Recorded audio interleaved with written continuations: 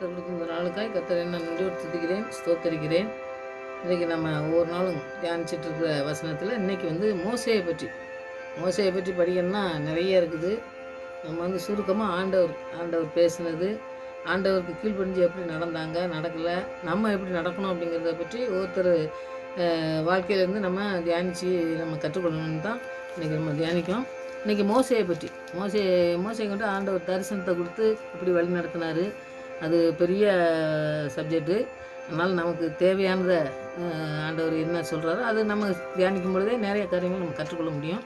அதனால் இன்றைக்கி மோசையை பற்றி மோசே தரிசனத்தை கொடுத்து எப்படி நடத்தினாருங்கிறத இன்றைக்கி தியானிப்போம். ஆண்டவர் நம்மளோடு கூட பேச நம்ம ஜெயிப்போம். நான் தகப்பனே நமக்கு நன்றி செலுத்துகிற சுவாமி.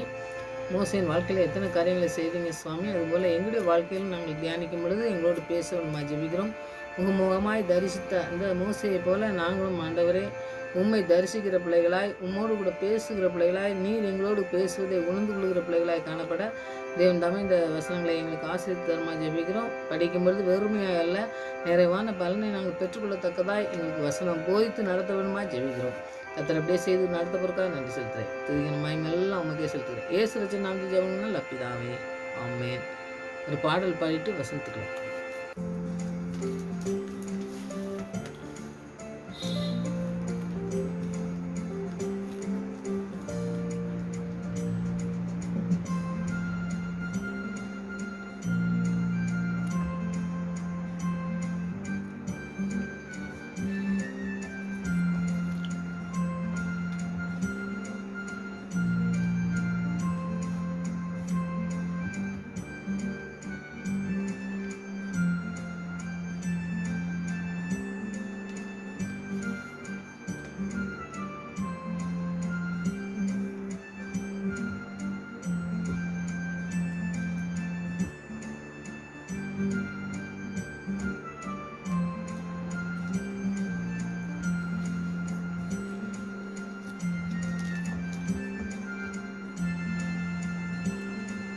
ராஜாவும் பிரசன்னம் போதுமையா, எப்போதும் எனக்கு போதுமையா. ராஜாவும் பிரசன்னம் போதுமையா, எப்போதும் எனக்கு போதுமையா. உங்க பிரசன்னம் தேவ பிரசன்னம்,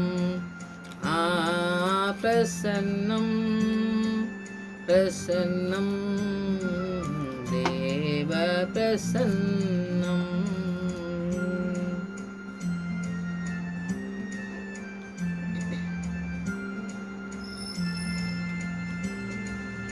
அதிகாலமே தேடுகிறேன், அதிகாலமே தேடுகிறேன், ஆர்வமுடன் நாடுகிறேன், ஆர்வமுடன் நாடுகிறேன். உங்க பிரசன்னம் தேவ பிரசன்னம், பிரசன்னம் தேவ பிரசன்னம்.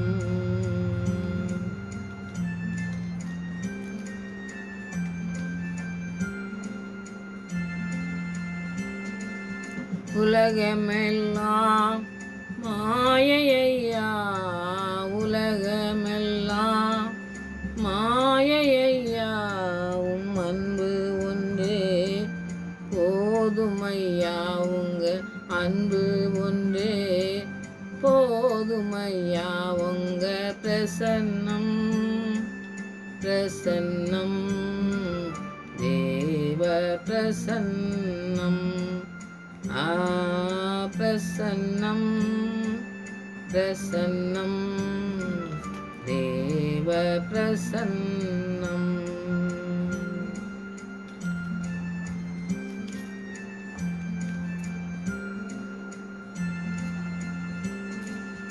இன்னும் உம்மை அறியணுமே, இன்னும் உம்மை அறியணுமே, இன்னும் கிட்டி சேரணுமே, சேரணுமே இன்னும் கிட்டி சேரணுமே உங்க பிரசன்னம் பிரசன்னம் தேவ பிரசன்னம்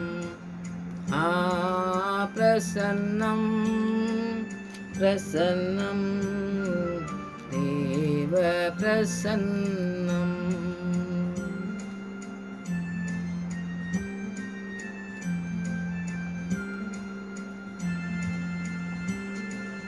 கரம் பிடித்த நாயகரே கரம் பிடித்த நாயகரே கைவிடாத தூயவரே கைவிடாத தூயவரே உங்க பிரசன்னம் பிரசன்னம் தேவ பிரசன்னம் பிரசன்னம் பிரசன்னம் தேவ பிரசன்னம் போதுமையா எப்போதும் எனக்கு போதுமையா ராஜாவும் பிரசன்னம் போதுமையா எப்போதும் எனக்கு போதுமையா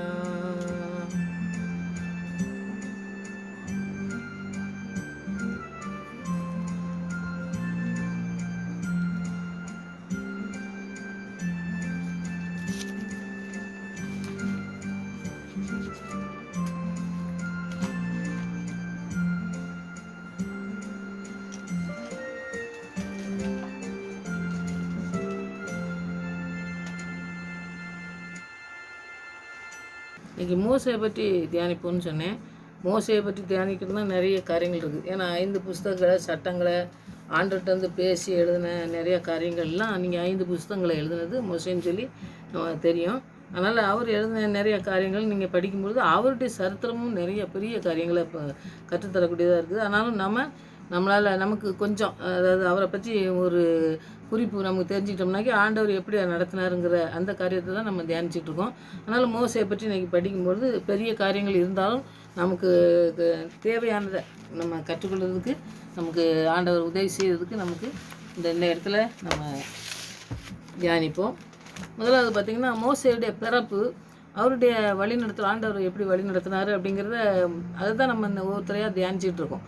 ஆபிரகாமை எப்படி, ஈசாக்கை எப்படி, யோசேப்பை எப்படி, யாக்கோப்பை எப்படி அப்படின்னு சொல்லி நம்ம ஒருத்தரையாக தியானிக்கும் பொழுது அவங்களுடைய வாழ்க்கையில் எப்படி நடத்தி கொண்டு போனார் ஆண்டவர், நம்மளை எப்படி நடத்தி கொண்டு போவார் அப்படிங்கிறத நம்ம அதுலேருந்து நம்ம தியானித்து இன்னும் அதிகமாக அந்தந்த வசனங்களெல்லாம் நீங்கள் நிறையா தியானிக்கும் பொழுது அவங்களுடைய வாழ்க்கையில் நடந்தது, நம்முடைய வாழ்க்கையிலையும் நிறையா கஷ்டங்கள், அவங்கெல்லாம் நிறைய கஷ்டங்கள் பட்டு அப்புறம் ஆண்டவர் ஆசீர்வதிச்சாருன்னு சொல்லி நம்ம படித்தோம் பார்த்தீங்களா. அது மாதிரி இன்றைக்கும் வந்து மோசையை பற்றி படிக்கும்பொழுதும் நிறையா காரியங்கள் கற்றுக்கொள்ள முடியும். அதனால் நமக்கு ஆண்டவர் என்ன சொல்கிறாரோ அதை நம்ம தியானிப்போம். முதல்ல மோசையை வந்து பிறப்பை பற்றி நம்ம முதலாவது நமக்கு தெரியணும். முதல்ல பிறப்பை வந்து ஒரு அதிசயமான காரியங்களை செய்யக்கூடியது. ஏன்னா பார்வோன் வந்து அந்த நாட்களில் ஒரு சட்டம் போட்டிருந்தான், ஆண் பிள்ளைகள் யாரும் பிறந்தோம்னாக்கி என்ன செய்யணும், உடனே கொன்றுணும் அப்படின்னு சொல்லி மருத்துவ சொல்லி வச்சுருக்கும்போது இந்த பெண்கள்லாம் கொஞ்சம் இந்த பிள்ளைங்களெல்லாம் கொல்றதுக்கு ஒரு ஆண்டோடைய பயம் இருந்ததுனால அந்த கட்டளைக்கு கொஞ்சம் கீழ்ப்படியாமல் நடந்ததை நீங்கள் அந்த முன்னாடி முதலாவது அதிகாரத்தில் இந்த கடைசி வசனம் 18 அதுலேருந்து நீங்கள் கடைசி அந்த மாதிரி செஞ்சதுனால அந்த மருத்துவச்சிக்கெல்லாம் ஆண்டவர் வந்து ஆசீர்வாதத்தை கொடுத்தாருன்னு சொல்லி அது அவங்க குடும்பத்தை தலைக்க பண்ணாருன்னு சொல்லி முதலாவது அதிகாரத்தில் யாத்திராமம் 1:21 நீங்கள் பார்க்கலாம். அப்போ அந்த மருத்துவச்சின் மூலமாக நிறைய பிள்ளைங்களெல்லாம் வந்து பாதுகாக்கப்பட்டாங்கன்னு சொல்லி பார்க்கும்பொழுது இந்த 2வது அதிகாரத்துக்கு நீங்கள் வந்தீங்கன்னாக்கி ஒரு லேவி குடும்பத்தில் சேர்ந்த ஒரு பெண்ணுக்கு வந்து விவாகம் பண்ணி அவங்க வந்து குழந்தை ஒரு பையன் பிறக்கான். பையன் பிறந்த உடனே அந்த பையனை வந்து கொன்றணும் அப்படிங்கும்போது அது அழகுள்ளதாக இருக்கிறதுனால அந்த தாய் வந்து ஒழிச்சு வச்சாங்க அப்படின்னு சொல்லி நம்ம இதிலேருந்து படிக்கலாம். அப்போது அந்த பிள்ளைய வந்து பாருங்கள் எப்படி ஒழிச்சு வச்சு எவ்வளோ நாளைக்கு வளர்க்க முடியும். ஒரு சத்தம் கேட்காம கொஞ்சம் நாளைக்கு ஒரு சின்ன பிள்ளையாக இருக்கும்போது ஓரளவுக்கு நம்ம வளர்க்கலாம். ஆனால் கொஞ்சம் வளர பார்த்திங்கனாக்கி அதனுடைய ஒரு சத்தங்கள், அப்புறம் நம்ம ஏதோ பழகிறது, அந்த மாதிரிலாம் ஒரு ஏதோ ஒன்று நடக்கிறது, அந்த மாதிரி ஏதோ ஒரு சவுண்டு வரும்போது அவங்க வந்து கண்டுபிடிச்சாங்கனாக்கி அந்த பிள்ளைய கொண்டு போடுவாங்க. அதனால் ஆண்டவர் வந்து வந்து என்ன செஞ்சாருன்னா, ஆண்டவருடைய அதிசயமான வழிநடத்தல் மோசே பிறப்பு. மோசேனுடைய பிறப்பு வந்து பார்த்திங்கனாக்கி அவன் தப்பிக்கிறதே ஒரு பெரிய காரியம். அதுலேருந்து அந்த அம்மா வந்து 3 மாதத்துக்கு மேலே அவங்க வளர்க்க முடியலங்கிறதுனால என்ன செய்கிறாங்கன்னா, ஒரு பெட்டி, நாணல் பெட்டி செஞ்சு அதில் கீழெலாம் பூசி இந்த பெட்டி மாதிரி ஒன்று செய்வாங்க பார்த்திங்கன்னா, அந்த பெட்டியை பார்த்திங்கன்னா, அந்த பெட்டி உள்ளுக்குள்ள அந்த குழந்தைய வச்சு அதை மூடி என்ன செய்கிறாங்க, நதியில் விட்டுருந்தாங்கன்னு சொல்லி நம்ம பார்ப்போம். அப்போது நம்ம அந்த காரியத்தை செய்வோமா அப்படிங்கிறது வந்து ரொம்ப இந்த கஷ்டமாக இருக்கும். இந்த பிள்ளைங்களை வந்து அப்படி போடுறது, அந்த தண்ணியில் போகும்போது அந்த பிள்ளை வந்து எப்படி எங்கே போய் அது விழும், எந்த இடத்துல அது இது பண்ணும் அப்படிங்கிறது, அந்த பெட்டியில் போகிற இடம் அது பாட்டு போகும் தண்ணியில் போய்கிட்டு இருக்கும்போது எங்கே போய் அது மாட்டும் அப்படிங்கிறதுலாம் உண்மை தெரியாத ஒரு சூழ்நிலையில் அந்த பெண்ணுடைய ஒரு ஒரு முயற்சி என்னென்னா, ஆண்டவர் எப்படியோ நடத்துவாருங்க ஒரு விசுவாசத்தோடு அவங்க செஞ்சுருக்காங்கன்னு நம்ம இதுலேருந்து தெரியுது. நம்முடைய வாழ்க்கையிலையும் நிறைய காரியங்கள் இப்படிலாம் வரலாம். வரும்பொழுது பார்த்திங்கன்னா, அந்த பிள்ளைய வந்து ஆண்டவருக்குன்னு வளர்க்கணும் அப்படிங்கிற ஒரு நோக்கத்தோடு அந்த தாய் விட்டுருக்காங்கன்னு பார்ப்போம். அந்த விடும்பொழுது அவருடைய அக்கா இருக்கா, மிரியாம் தெரியும்னு நினைக்கிறேன் உங்களுக்கு. இந்த யாத்திராமத்தை படிச்சிங்கன்னா பின்னாடி அவங்களுடைய இதெல்லாம் வரும் ஊழியத்தில் இருக்கும்போது மோசே கூட. அந்த மிரியாம் வந்து அக்கா, ஆரோன் வந்து அண்ணன், 2 பேரும் இருக்கும்போது இந்த மிரியாம் வந்து என்ன செய்கிறாங்க, அவங்க அம்மா போய் பின்னாடியே போய் பாரு, எங்கே போய் அவங்க மாட்டுதா, இந்த பெட்டி எங்கேனே மாட்டி யாராவது எடுக்காங்களா என்னன்னு பாரு அப்படின்னு சொல்லி அனுப்பும்பொழுது அவள் பின்னாடியே போகும்பொழுது பாருங்கள், அந்த பெட்டி வந்து ஒரு நதியில் விடப்பட்டவொன்னே போகுது. அதில் வந்து ஒரு தூரத்தில் நின்று அவள் பார்த்துட்டே இருக்கா, யார் கையில் இது கிடைக்கும் அப்படிங்கிற ஒரு நோக்கத்தோடு தான் அவள் நிற்கிறத பார்க்கணும். அந்த இடத்துல பார்க்கும்பொழுது இந்த குமார்த்தி, அந்த பார்வன் குமார்த்தி வந்து அந்த இடத்துல அந்த ஸ்நானம் பண்ணுறதுக்கு அவள் குளிக்கிறதுக்கு இந்த ஆற்றுக்கெல்லாம் வருவாள், அந்த நாட்கள்லாம் வருவாங்க. அது கூட அந்த தாதிமார்கள்லாம் நிறையா கூட்டிகிட்டு வரும்பொழுது இந்த பெட்டியை பார்த்துருதா. பெட்டியை பார்த்தோன்னே அது ஒதுங்கி எடுக்குது. அப்போ ஆண்டவர் வந்து எப்படி வச்சுருக்காரு பாருங்கள், யோனாவை வயிற்றுலேருந்து கரையில் கக்குனாருன்னு சொல்லி நம்ம பார்க்கோம். நோவாவை கப்பல்லேருந்து எப்படி அப்படி இது ஒரு அதிசயமான ஒரு காரியங்களை நோவா பிறந்ததுலேருந்தே நம்ம பார்க்கோம். அப்போ பார்வன் குமார்த்தை எடுத்துகிட்டு போய் பார்க்கா, இது எபிரேய பிள்ளை தான் அப்படின்னு சொல்லி அவளுக்கு தெரிஞ்சோடனே தூக்கிட்டு போய் பார்க்கறதுக்கு என்ன பண்ணா, ரொம்ப சின்ன பிள்ளையாக இருக்குது, 3 மாதங்கும்போது உங்களுக்கு தெரியும். அதுக்கு வந்து என்ன செய்ய முடியாது, ஒரு சாப்பாட்டை கொடுத்தோ ஏதோ பண்ண முடியாது, அதுக்கு பால் மட்டும் தான் கொடுக்க முடியும். அந்த மாதிரி நிலையில் இது என்ன பண்ண அப்படின்னு அவள் அப்படி எடுத்து கையில் தாதி கூட வச்சு அவள் வாங்கி வச்சுக்கிட்டு இருக்கான்னு சொல்லி பார்ப்போம். வச்சுக்கிட்டு இருக்கும்போது இவள் அக்கா ஓட்டமாக ஓடி போய் கேட்கா, இந்த எபிரேய பிள்ளைய வளர்க்குற ஒரு தாயை வந்து நான் கூட்டு வரட்டுமா அப்படின்னு சொல்லி பார்வன் குமார்த்திட்ட வந்து கேட்கும்பொழுது அவளும் சரின்னு சொல்லுதா. பாருங்கள், எல்லாமே ஒரு அற்புதமான வழிநடத்தலாக இருக்குது. அவள் போய் பார்த்து பிள்ளை அந்த அம்மாவை கூப்பிட்டு வந்து அவள் அம்மையை கொண்டு வந்து விட்டுதான். அவள் வந்து 40 வருஷம் என்ன செய்தா, ஆண்டவர் மோசேயை வளர்க்கான்னு சொல்லி நம்ம பார்ப்போம். மோசேனுடைய வளர்ப்பே வந்து பார்த்திங்கன்னாக்கி ராஜா அரண்மனையில் வளர்க்குறாரு. அப்போ இவன் ஒழிச்சு வளர்ந்த அந்த மாதிரி ஆண்டவர் பார்வன் நினச்சிருக்க எல்லாத்தையும் கொல்ல சொல்லும்போது ஆண்டவருடைய வழிநடத்தல் எப்படி இருக்குன்னா, அதே அரண்மனையில் கொண்டு போய் அந்த பிள்ளைய அதே தாயை வச்சு வளர்க்குறதுக்கு. அப்போ அவங்க சொல்லி வளர்க்காங்க. நம்ம இதில் வந்து இந்த மாதிரி இவன் பார்வன் இந்த மாதிரி கொடுமை பண்ணுறவன், இந்த மாதிரி நம்ம மக்களெல்லாம் கொல்றவன், இந்த மாதிரி செய்கிறவன் அப்படின்னு சொல்லி அந்த அம்மா சொல்லி அந்த 40 வருஷங்கும் போதெல்லாம் ஒரு நல்ல முதிர் வயது நல்லா வந்துடும், நல்ல அறிவு வந்துடும் பார்த்திங்களா. அந்த மாதிரி வளர்த்துருக்காங்கன்னு சொல்லி பார்க்கும். அப்போ அரண்மனையில் எல்லா விதமான சகல காரியங்களெல்லாம் கற்று நல்லா படித்து நல்லா இருந்திருக்காருன்னு சொல்லி நம்ம பார்க்கோம்.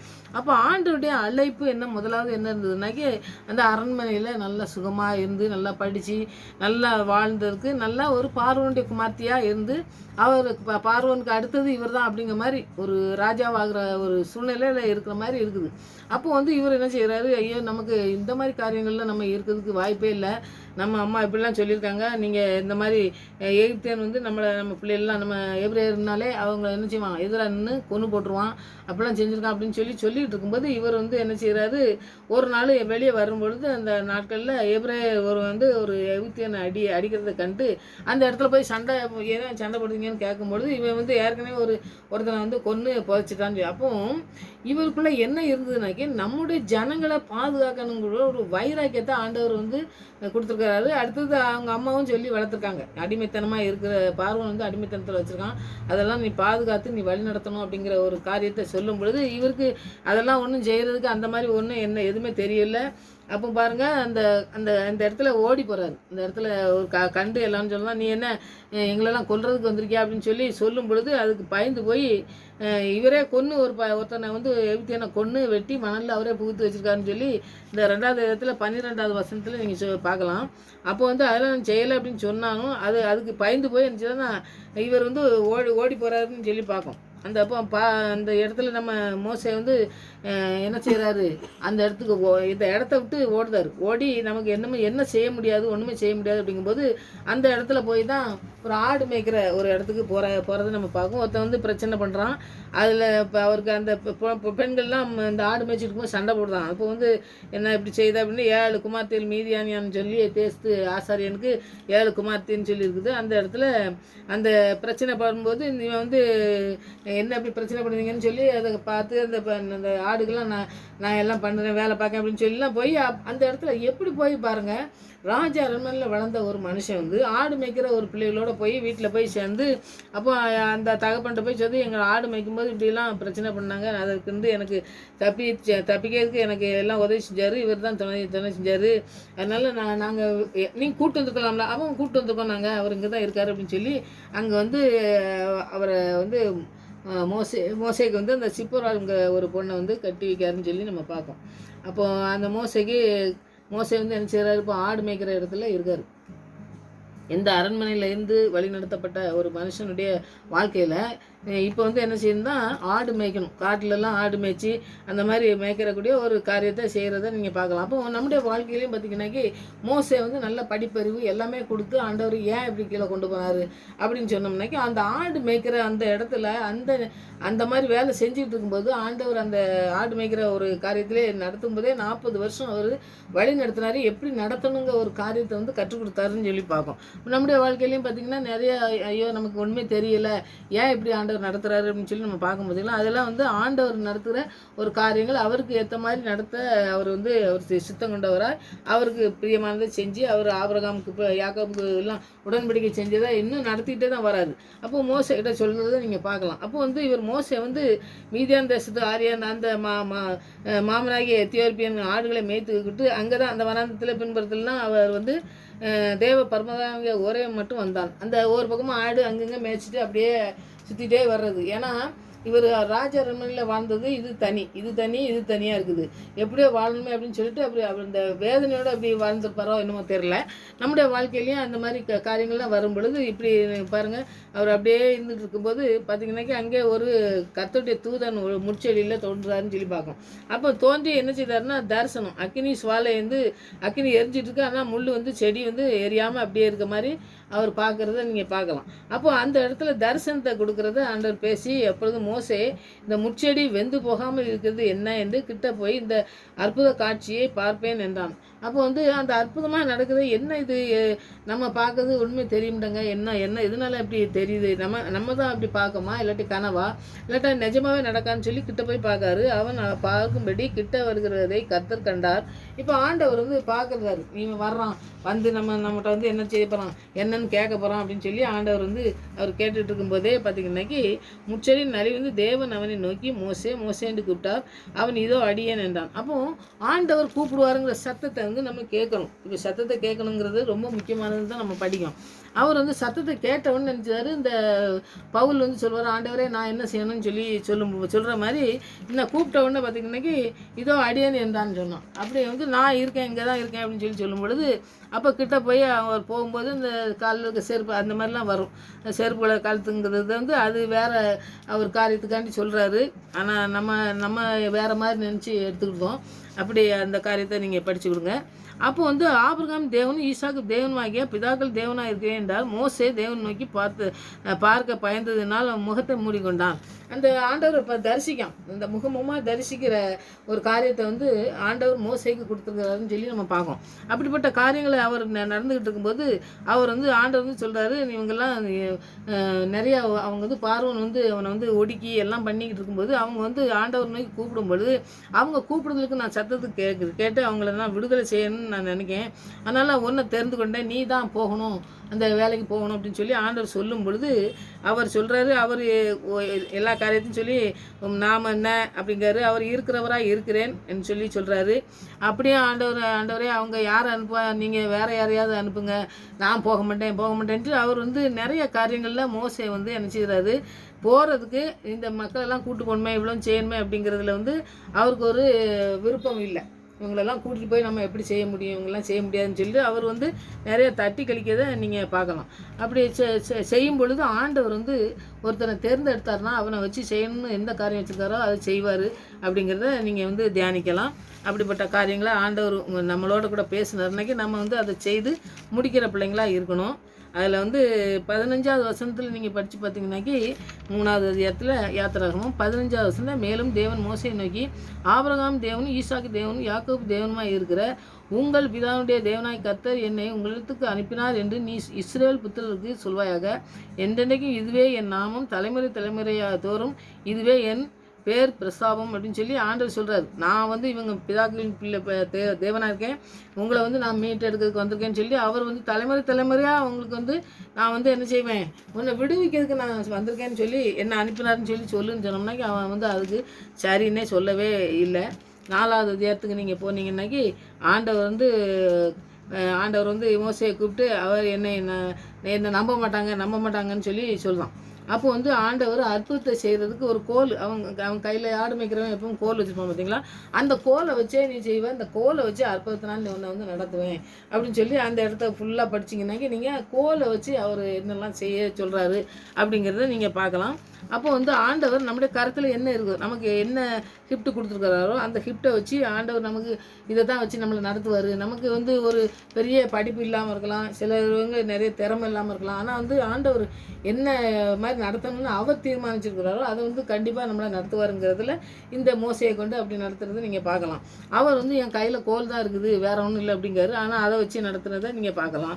அதுக்கு அடுத்தது பார்த்தீங்கன்னாக்கி 9வது வசனத்தை நீங்கள் படித்து பார்த்தீங்கன்னாக்கி, இவ்விரண்டு அடையாளங்களையும் அவர்கள் நம்பாமல் உன் வாக்குக்கு செவி கொடாமல் இருப்பார்கள், அப்பொழுது நீ நதியின் தண்ணீரை மூண்டு நிலத்தில் ஊற்றுவாயாக, நதி மூண்டு தண்ணீர் வெட்டாந்தரையிலே இரத்தமாகும் என்றார். ஒவ்வொரு அற்புதங்களை ஆண்டவர் செய்கிறார். அந்த கோலை வச்சே நீ என்னெல்லாம் செய்யலாம் அப்படிங்கிறத சொல்லியும் கூட அந்த ஆபிரகாமுக்கு இந்த மோசைக்கு வந்து என்ன செய்யலை. ஆபிரகாம்லாம் இப்போ பார்த்தீங்கன்னாக்கி சில காரியத்திலலாம் அவர் வந்து கீழ்ப்படிய முடியாது. அப்படி ஒவ்வொரு காரியத்தில் எல்லாருமே கீழ்ப்படியாமல் போகிறாங்க. ஆனால் கீழ்ப்படியாமல் இருக்கிறது ஆண்டவருக்கு பிரியமானது இல்லை. அதை வந்து நம்ம செய்யாமல் இருக்கணும் தான் ஆண்டவர் எழுதியிருக்காரு. அதனால் ஒவ்வொருத்தரும் செய்த தவறுகளை நம்ம செய்யக்கூடாது.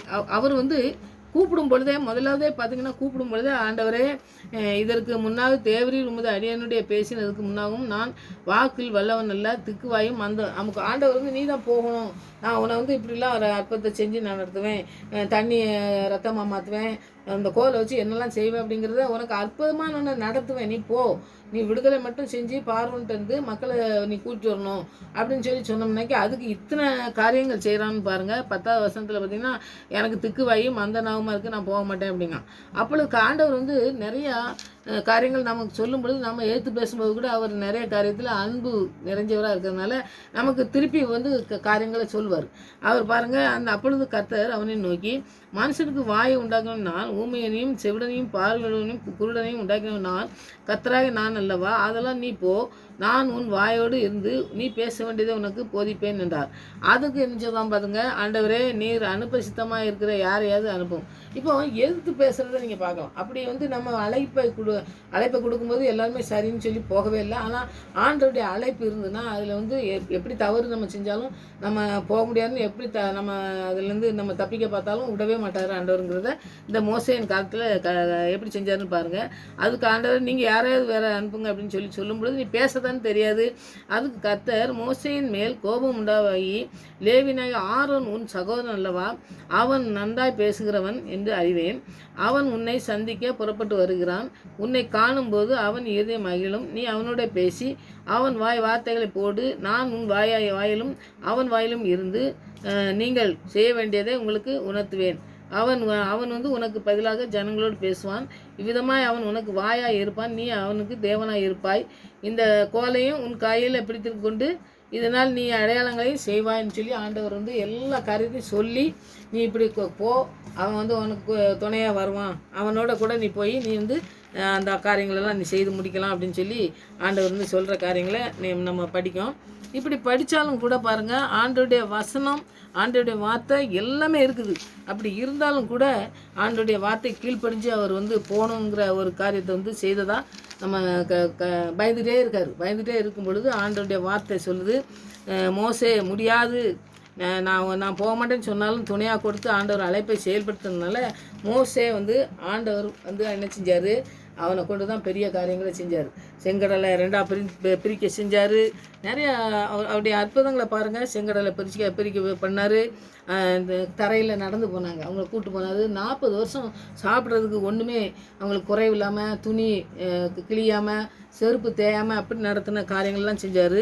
ஆனால் ஆண்டவருக்கு நடத்தின காரியங்கள் இவங்க வந்து இஸ்ரேல் மக்கள் அவனை வந்து ரொம்ப துன்பப்படுத்துனாங்க. நிறைய காரியங்களில் வந்து வேண்டாத காரியங்களை கேட்கும் பொழுது அவர் கோவப்பட்டு ஒரே ஒரு தவறு பண்ணுறதுனால அவருடைய வாழ்க்கையில் எத்தனை காரியங்கள் கோவப்பட்டதுனால இருக்குதுன்னு பாருங்கள். அதனால் ஆண்டவர் சொல்கிற காரியங்களை நம்ம செய்யும்பொழுது ரொம்ப பயத்தோடும், ஆண்டவருடைய ஆவியானவர் என்ன சொல்கிறாரோ அதுபடி நம்ம நடக்கணும். அதுக்கு கீழ்ப்படியாமல் வேறு காரியங்கள் நம்ம செய்யும் பொழுது அதிலிருந்து நம்ம நிறைய தண்டனைகள் கிடைக்கிறதுக்கு வாய்ப்பு இருக்குது. அதனால் இவ்வளவு பெரிய காரியங்கள் செய்த முகமுகமாக தரிசித்து ஆண்டவர் அழைப்பை பெற்றுக்கொண்டு பார்வன்ட்ட பேசி இஸ்ரேல் மக்களை விடுவிக்கிறதுக்கு ஆண்டவர் கூட்டிட்டு போய் நடத்தின தேவன் 40 வருஷம் ராஜ்ய வாழ்க்கை, 40 வருஷம் ஆடு மேய்க்கிற வாழ்க்கை, 40 வருஷம் இஸ்ரேல் மக்களை கூட்டிட்டு போகிற வாழ்க்கை, 120 வருஷத்து தான் மறிக்காருன்னு சொல்லி நம்ம பார்ப்போம். இந்த 40 வருஷமும் அவர் நடத்ததில் இவங்களை நடத்தி போன காரியத்தில் தான் அவர் தவறு பண்ணுதார். ராஜ்ய வாழ்க்கையிலையும் அவர் தவறு பண்ணலை, அவர் ஆடு மேய்க்கிறதுலையும் தவறு பண்ணலை.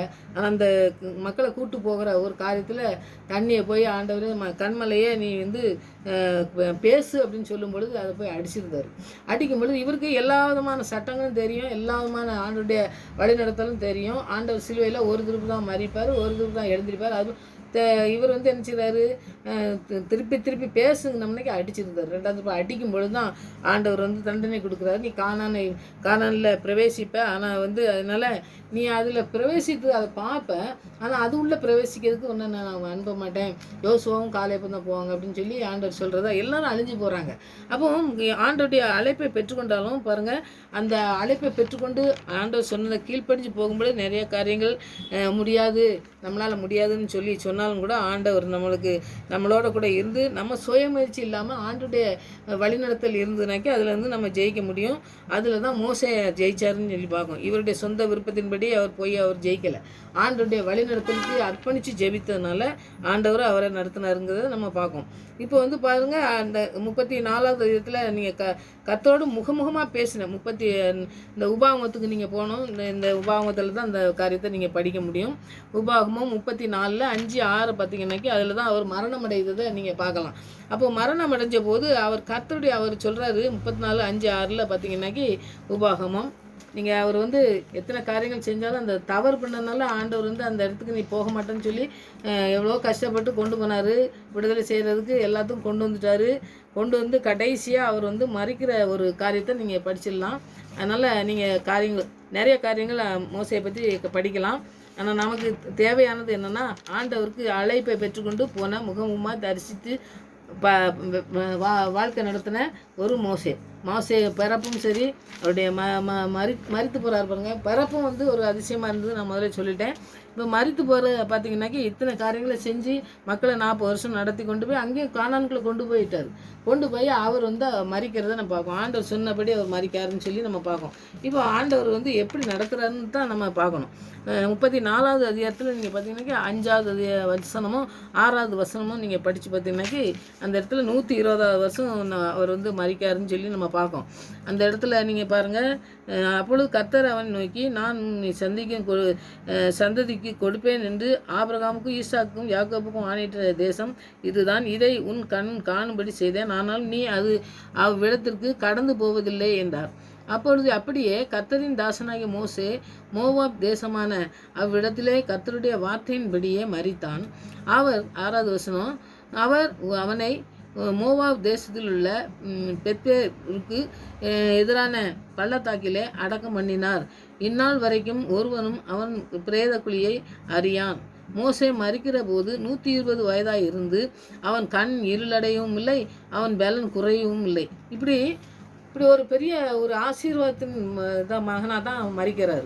அவர் நிறைய தவறுகள் பண்ணுறதை பார்க்கும். ஆனால் வந்து அழைப்பு, பெரிய அழைப்பை பெற்றுக்கொண்டு அத்தனை காரியங்களை செஞ்ச 120 வருஷம் வாழ்ந்த ஒரு மனிதனுடைய வாழ்க்கையில் ஒரே ஒரு தவறு பண்ணதுனால நீ பிரவேசிப்ப, உள்ளே போக மாட்ட, நீ பார்ப்ப, கண்ணால் பார்ப்ப, அதில் பிரவேசிக்க மாட்ட அப்படின்னு சொல்லி ஆண்டவர் சொல்கிற காரியங்களை செய்கிறார். ஆனால் பிறப்பினுடைய அதிசயம் ஆண்டவரை போல்.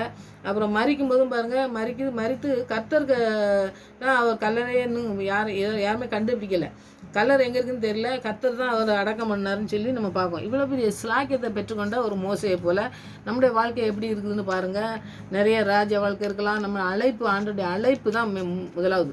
அவருடைய அழைப்பு இருக்கும் பொழுது அந்த மோசை இவ்வளவு காரியங்களை செய்து முடிச்சதை நீங்கள் பார்க்கலாம். அவருடைய கண்ணு, ஆண்டவரை பார்த்ததுனால கண்ணு வந்து அவருக்கு மங்கவே இல்லை, அவருடைய பலன் குறையவே இல்லை. ஏன்னா அவர் ஆண்டவருடைய பலத்தால் தான் அவர் வந்து எல்லாத்தையும் செஞ்சாருன்னு சொல்லி பார்க்கும். தன்னுடைய சுய விருப்பத்தின்படி எதுவுமே செய்யலை. எதுனாலும் சரி ஆண்டவர்கிட்ட போய் ஜெயிப்பார். உடனே தண்ணி கேட்டால் ஜெயிப்பார், சாப்பாடு கேட்டால் ஜெயிப்பார். அப்போ இவர் சொந்த விருப்பத்தின்படி அந்த 40 வருஷமும் அந்த மக்களை வந்து நடத்தலை. ஆண்டவர் நடத்தின காரியம்தான் 120 வருஷம். ஆண்டவரே நீங்கள் தான் என்ன நடத்துறீங்க, அதனால் என் கண்ணும் சரி என் சரீரமும் சரி எல்லாமே வந்து என்ன செய்யணும், பலனில் தான் இருக்கும் அப்படின்னு சொல்லி அவர் ஒவ்வொரு நாளும் ஜெபித்திருக்கலாம். அப்படி ஜெபித்து ஆண்டவருடைய தரிசனத்தை பெற்றுக்கொண்டு அவர் மனுஷனுடைய வாழ்க்கை எப்படி இருந்ததுன்னு பாருங்கள். ஆண்டவரே அவரை மறித்து அவரை வந்து அடக்கம் பண்ணார்னு பார்க்கும்.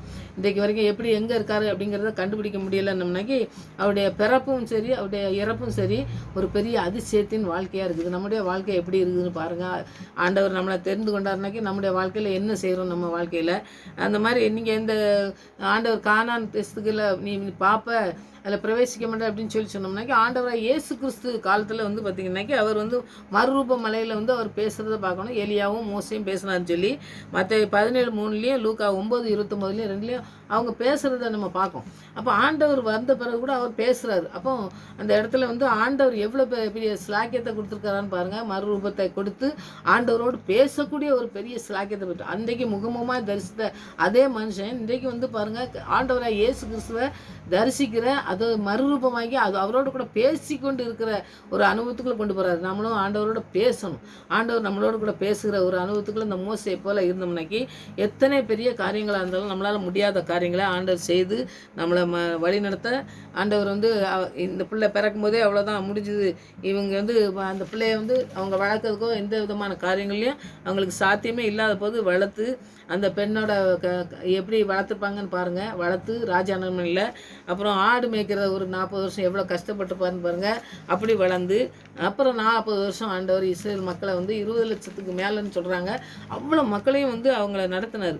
அவர் குறைவில்லாமல் நடத்தணும். நம்ம ஒரு குடும்பத்தை நடத்தினாக்கி எவ்வளோ கஷ்டப்படுவோம், அதுக்கு எத்தனை பொருட்கள் வாங்கணும், இந்த பொருட்கள் வாங்கி இதெல்லாம் என்ன செய்யணும் அப்படின்னு சொல்லி நம்ம ஒன்றுக்கும் நம்ம லிஸ்ட் போடுவோம்.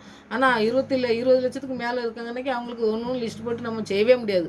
அது வனாந்திரத்தில் ஆண்டவர் வந்து என்ன நடத்துவோம். இதெல்லாம் அதிசயம்தான். அதிசயமாக ஆண்டவர் இஸ்ரேல் மக்களை நடத்தி வந்திருக்கிறாருன்னு சொல்லி நம்ம பார்க்கோம். அப்போ நம்மளே வந்து நமக்கு வாழ்க்கையிலையும் எத்தனையோ கரடு முரடான காரியங்கள் வரும் பொழுது நாம் என்ன செய்கிறோம், ஐயோ இதுலேருந்து நம்ம எப்படி எழுந்திருப்போம், எப்படி தப்பிக்க போகிறோம்னு சொல்லி நம்ம செய்யும்போது நம்ம சொந்த முயற்சியில் நம்ம ஏதோ பண்ணோம்னாக்கி அது வந்து சரியான ஒரு முடிவை நமக்கு காட்டாது. அதனால் ஆண்டவருடைய அழைப்பு ஆண்டவர் செயல்படுத்தி எப்படி நடத்தணும்னு நமக்கு சொல்லி தராரோ அதுபடி நம்ம நடத்து போனோம்னாக்கி ஒரு குறையும் இல்லாமல் ஆண்டவர் வந்து நம்மளை நடத்துவார்.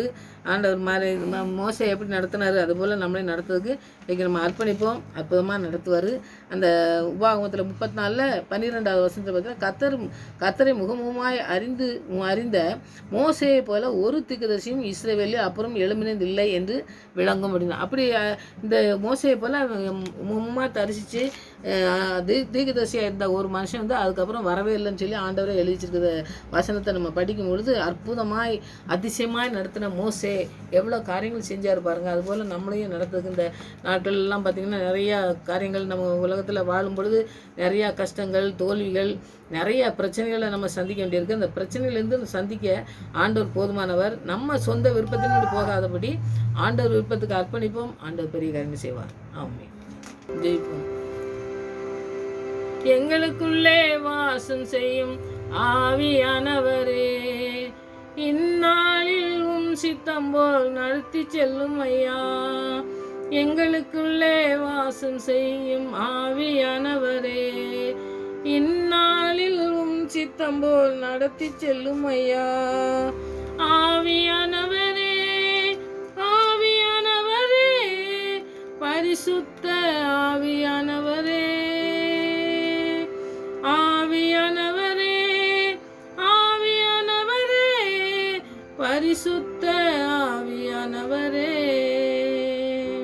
ஆம் சுவாமி, உங்கள் ஆவியானவர் எங்களோடு கூட இருந்து எங்களை நடத்தி செல்வதை நாங்கள் உணர்ந்து கொள்கிற நாட்களாக நாட்கள் மாறத்தக்கதாக கிருபை செய்யுங்க சுவாமி. நீங்கள் அழைத்து அந்த மோசையை நடத்தினது போல எங்களையும் நடத்தி செல்ல வேண்டுமா ஜெபிக்கிற ஐயா. ஸ்தோத்திரம் ஸ்தோத்திரம் ஸ்தோத்திரிக்கிறோம் ஐயா. நான் நன்றி செலுத்துகிறோம்.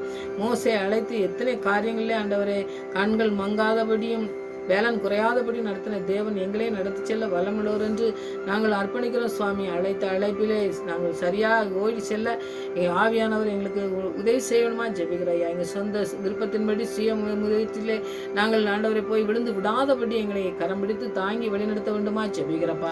அப்படி யாராவது ஆண்டவரே வேதனையோடு இருப்பார்கள் என்றால் அந்த வேதனைக்கு நீங்கள் முடிவு கட்டுகிற தேவன், எங்களுக்கு எல்லாவற்றிலும் செய்து முடிக்கிற தேவன் என்று அறிந்து கொண்டு நாங்கள் ஒவ்வொரு நாளும் ஜெபித்து அதை ஆசீர்வாதத்தை பெற்றுக்கொள்கிற பிள்ளைகளாய் காணப்பட கிருபை செய்யுங்க.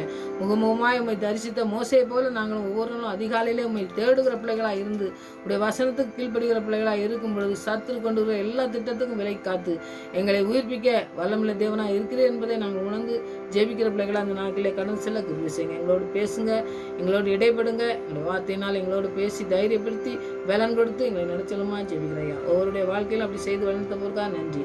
எங்களுடைய ஜெபத்துக்கு பதில் கொடுத்தபடியா நன்றி. மறுபடியும் அந்த சமூகத்தில் வருமுறை எங்களை காத்து வழிநடத்தமா ஜெபிக்கிறேன். துதிகனமாயும் எல்லாம் மகேஸ்வரர் ஏசு ரச்சனை நான் தெரிஞ்சவங்க நல்ல பிதாவே. ஆமென்.